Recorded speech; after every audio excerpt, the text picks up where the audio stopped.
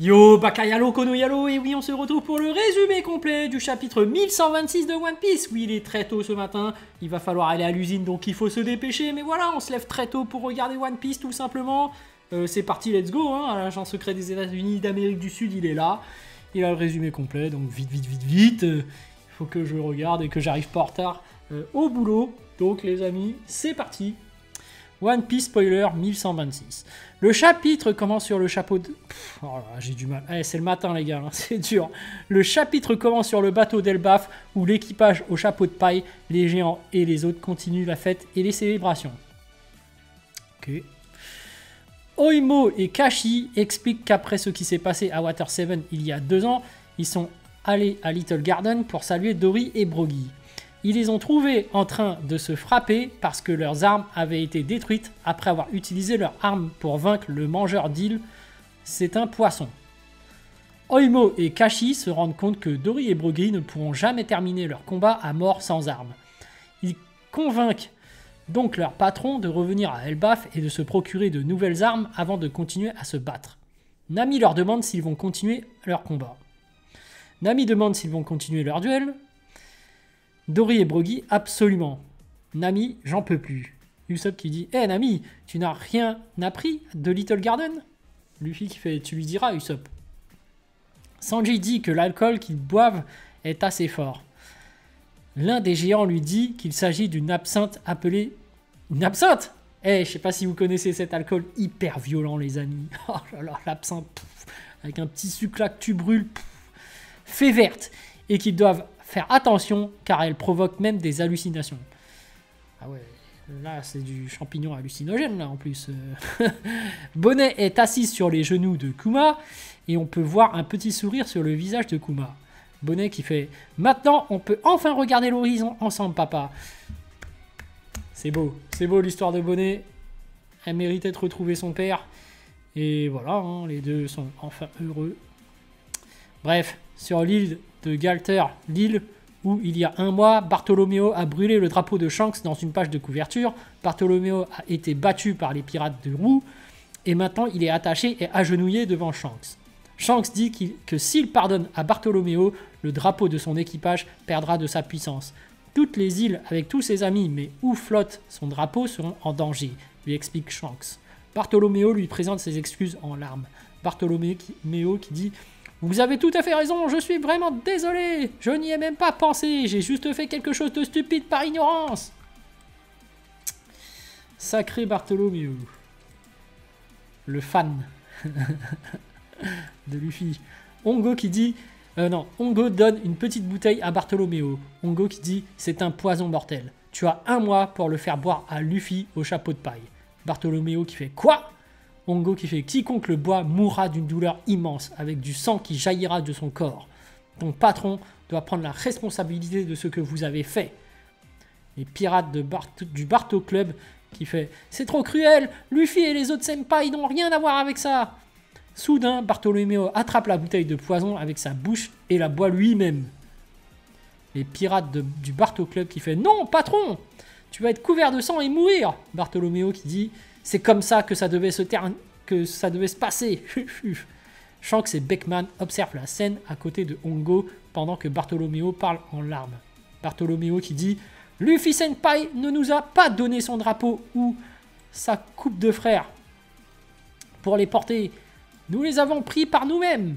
Donc ça n'a rien à voir avec Luffy Senpai. Je ne veux qu'une seule seconde du temps précieux de Senpai soit gaspillé pour des gens comme nous. C'est juste un autre incident d'une crapule qui défie bêtement un Yonko et qui en paie le prix. C'est loin d'être une nouvelle. » Bartholoméo dit aussi qu'il voulait voir Luffy Senpai devenir le roi des pirates, mais qu'il ne le verra pas parce que c'est un idiot. Heureusement pour Bartholoméo, le contenu de la bouteille n'était pas du poison et Shanks les laisse partir. Okay. Alors que Going, Luffy Senpai, bateau de Bartholoméo, s'éloigne de l'île à toute vitesse, Bartholoméo dit à Gambia qu'il pensait que Shanks était un homme terrifiant en raison de son statut de Yonko, mais qu'il a maintenant découvert que Shanks est très naïf. Qu'est-ce qu'il va faire encore? Au même moment, on peut voir que Shanks sourit sur le Red Force. Beckman s'approche pour parler à son capitaine. Beckman qui dit « Qu'est-ce qui vous fait sourire ?» Et Shanks qui répond Cela me fait plaisir de penser que Luffy a quelqu'un qui se soucie autant de lui. Yasop qui apparaît alors derrière Shanks et Beckman et pointe son fusil sur le bateau de Bartholoméo. Yasop qui fait très bien patron, écartez-vous du chemin. Les affaires sont les affaires. Yasop tire et détruit le navire de Bartholoméo dans une énorme explosion. On peut voir la figure de Prou avec la tête de Luffy détruite, puis le narrateur prend la parole. Les bâtards, ils l'ont quand même tué. Ils ont quand même détruit le navire. Je pensais qu'ils allaient les laisser s'échapper. Narrateur. Après, près de la côte de l'île Gartel, le navire des pirates de Bartholoméo a coulé. Leur sort est inconnu. Ok. En fait, j'ai l'impression que Shanks, il est cool, mais son équipage, non. Du coup, en fait, ça fait que cet équipage Yonko, au final, ils sont méchants, quoi. C'est un Yonko. Attends, il a coulé 2 navires, là. Hein. Celui de Kid et celui de Bartholoméo. Non, le mec, il plaisante pas. Hein. Faut pas le chercher, en fait. Bon, bref. Retour sur l'île de la Ruche. Barbe Noire est de retour et rencontre les membres de son équipage. Les pirates de l'île de la Ruche sont en feu et prêts à aller chercher le One Piece avec Teach. Avalo Pizarro contrôle le crâne géant, qui a quelques bandages à cause des attaques de Garp et de Kobe. Shanjuan Wolf aide à la reconstruction de l'île. Il replace les bâtiments à leur emplacement d'origine. Barbe Noire est très en colère contre Pizarro pour avoir laissé Kobe et Moria s'échapper. Kobe était très important pour négocier avec le gouvernement mondial et la marine. Mais en même temps, il est très heureux que Kuzan ait réussi à capturer Garp. Teach qui fait n'est-ce pas génial? Pizarro qui fait nia, tu vois Teach, la valeur a augmenté. Et Kuzan qui fait pour être précis, j'avais l'intention de le tuer, mais il a survécu. Et Teach qui dit un travail bien fait, Kuzan. Je ne vois personne d'autre qui aurait pu l'avoir. Et Kuzan qui fait il m'a fallu beaucoup pour l'approcher. Nous voyons que Garp, couvert de bandages, est attaché avec de nombreuses chaînes dans une cellule sombre. Pudding est également présente. Elle est forcée de s'asseoir à côté de Barbe Noire pendant qu'il dit qu'ils ont même attrapé la fille aux 3 yeux. Ah ouais, ils ont capturé du monde, dis donc, hein. Sacré Barbe Noire. Barbe Noire qui appelle Lafitte. Lafitte observe les mouvements de l'armée révolutionnaire pour couper l'approvisionnement de Marie-Joise. On voit des bateaux en feu dans le port. Teach qui fait ne laissez tout ce plaisir te faire oublier la préparation. Lafitte qui fait fou, laissez-moi faire. Pendant ce temps, Caribou, Katarina, Devon et Augure arrivent sur l'île de la Ruche. Pizarro saisit le navire avec le bras géant de l'île pour l'emmener directement à la Réunion. Coupure sur le navire d'Elbaf, naviguant sur la mer pendant que le narrateur parle. Il parle beaucoup ces temps-ci, le narrateur, hein. D'habitude, il n'y avait pas de narrateur, hein.